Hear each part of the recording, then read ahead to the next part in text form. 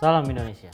Sah-sah saja orang mengaku dirinya Pancasilais, tetapi jika tidak mendukung kaji ulang UUD NRI 1945, mereka adalah munafik. Kalian tahu nggak? Kemarin itu gue sempat ikut salah satu seminar GKUP. Terus ada satu quote yang menempel dalam benak gue sampai hari ini.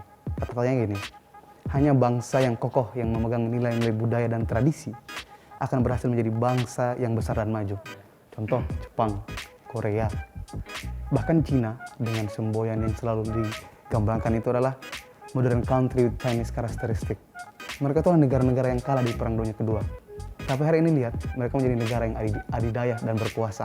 Padahal Cina kalau kita lihat ya dari kemerdekaan Indonesia 1945, Cina di tahun 1949 itu cuma beda tahun. Tapi sekarang statement Cina dalam perang Rusia kemarin, Rusia Ukraina itu sangat mempengaruhi loh.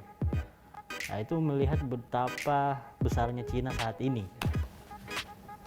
Kira-kira gimana tuh? Iya, tentu masih sama.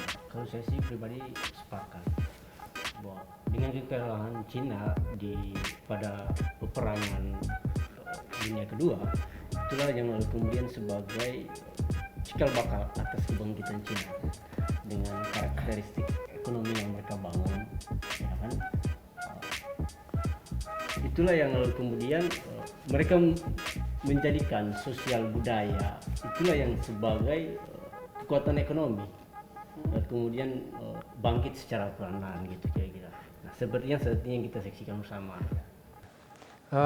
Kalau menurut saya ini menarik topik yang kita diskusikan ini karena memang negara-negara yang seperti tadi sudah dapat dibilang bahwa kenapa mereka lebih cepat maju dengan budaya mereka, karena ini lagi-lagi ini masalah ekonomi dan kecanggihan teknologi, jadi membuat mereka itu maju pesat dan bisa menembus pasar dunia gitu.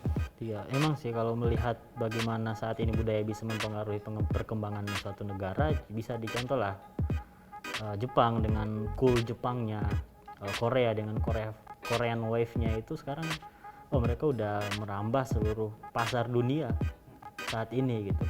Dan ya yang sangat ironi adalah bagaimana budaya tersebut bisa dijadikan budaya-budaya asing ya yang terinfiltrasi ke kita, terutama menjadi suatu persoalan, itu menjadi alat proksi untuk suatu negara merubah atau mendistorsi nilai-nilai serta norma-norma di budaya di situ. Contohnya itu kayak apa tuh?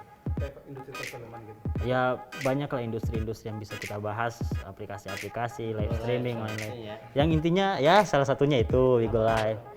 Nilai-nilai normanya kan nilai-nilai kurang sesuai lah dengan melihat nilai norma yang ada di tidak semua konten Bigo Live ya, tapi ya stigma masyarakat melihat soal Ya, itu. tapi pada prinsipnya kita nggak bisa memungkiri hal itu karena ya hal itu Bigo Live seperti live Bigo Live kayak gitu itu sudah dijadikan sebagai salah satu pekerjaan gitu kira-kira. Banyak dari mereka ini yang mengambil untung setiap live streaming mereka. Nah, kenapa nggak, pertanyaannya kan kenapa menjadi pekerjaan?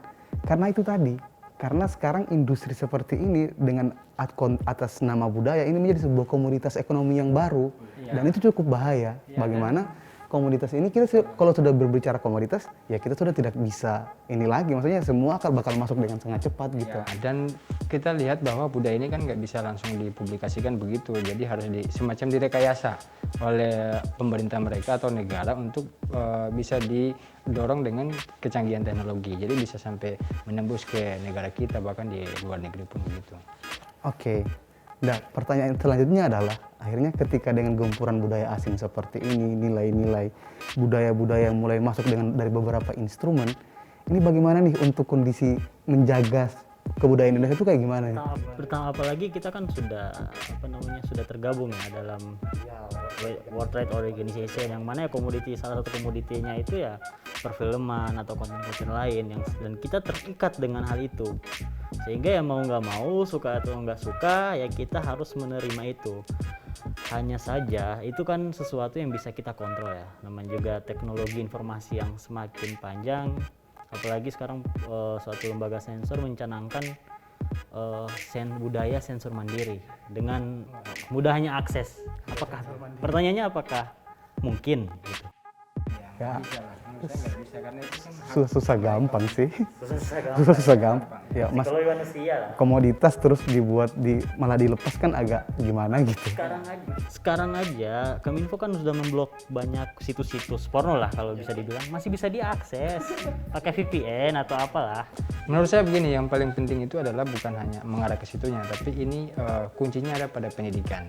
Jadi pendidikan itu harus dilakukan secara formal maupun non formal. Seperti ada semacam edukasi dimulai dari keluarga untuk berikan semacam pencerahan atau semacam kontrol terhadap mereka, kemudian dilanjutkan di lingkungan yang lebih besar di lingkungan masyarakat dan sampai ke tingkat perguruan tinggi. Jadi ini harus ya kita sebagai generasi harus ikut membantu dan mendorong itu gitu.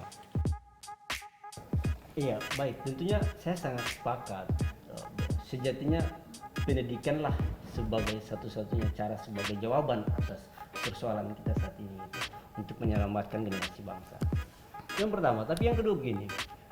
Kenapa Bigo Live ini dan yang seterusnya terlalu mendominasi? Karena banyak dari generasi kita ini nggak terlalu inovasinya minim gitu kira-kira. Sebenarnya masih banyak hal yang harus kita garap. Enggak bang sih, kalau menurut gua nih, itu karena ada kebebasan berbudaya yang sudah mulai ditanamkan pada diri kita sendiri. Itu lahir dari sejak Amandemen UUD 1945 pasal 32 ayat 1 yang berbunyi, negara memajukan budaya nasional Indonesia di tengah peradaban dunia dengan menjamin kebebasan masyarakat dalam memelihara dan mengembangkan nilai-nilai peluang pengaruh budaya lain. Dan menurut saya pasal ini seakan-akan mengamini kita menjadi budaya yang cukup liberal, dan kalau saya timbang-timbang mungkin agak berbeda dengan UUD sebelumnya. Kalau sebelumnya kan pemerintah memajukan budaya nasional Indonesia. Nah, itu kita lihat di mana tanggung jawabnya di sini. Ketika budaya yang sebelumnya itu pemerintah bertanggung jawab terhadap itu, setelah undang-undang kan di situ adalah negara bertanggung jawab atas itu. Negara ini kan yang tidak bisa diukur. Negara adalah siapa negara? Instrumen negara itu ada pemerintah, ada masyarakat. Jadi kayak lempar tanggung jawab aja gitu. Padahal di undang-undang sebelumnya pemerintah itu emang tanggung jawab pemerintah. Karena yang mengatur itu yang pemerintah gitu. Satu hal yang harus kita sepakati bersama bahwasanya Pancasila ini adalah ideologi yang terbuka. Kita akan terbuka dengan semua budaya dari luar. Tapi ingat, kita punya batasan juga. Yaitu apa? Ya norma dan budaya yang telah kita tanam sejak dulu. Nilai-nilai luhur yang telah tertanam dalam masyarakat sosial Indonesia. Ini menjadi batasan-batasan kita. Dan menurut saya tugas-tugas milenial adalah bagaimana melestarikan itu. Menjadi filter-filter tadi dengan instrumen pendidikan, instrumen lembaga sensor, instrumen milenial dengan cara kita kongko-kongko bareng seperti ini dong. Dan kita juga harus sama juga seperti mereka. Jadi budaya kita ini juga harus kita perkuat dan kita lestarikan dengan kecanggihan digitalisasi gitu. Harus dikombinasikan lah bagaimana budaya kita dan kecanggihan teknologi saat ini. Sehingga itu dibalik-balik lagi kerannya masuknya ini liberalisasi terhadap kebudayaan, infiltrasi kebudayaan asing ke Indonesia. Ya cobalah kita sebagai milenial yang paham dan tahu bahwa itu agak keliru, akhirnya coba kita kaji ulang Undang-Undang Dasar 1945 yang saat ini diterapin dan mencoba mencari satu pemikiran yang bagus lah, sesuai lah dengan Sepakat kita kaji ulang ya. Jika memang jalannya kaji ulang adalah keniscayaan menurut saya. Ya. Dan ini didorong oleh semua komponen masyarakat, baik dari karena akhir-akhir ini kita lihat bahwa tokoh-tokoh kita sibuk urusan politik dan sebagainya, tapi dia melihat hal-hal yang substansi seperti ini harus perlu harus Salam Indonesia. Salam.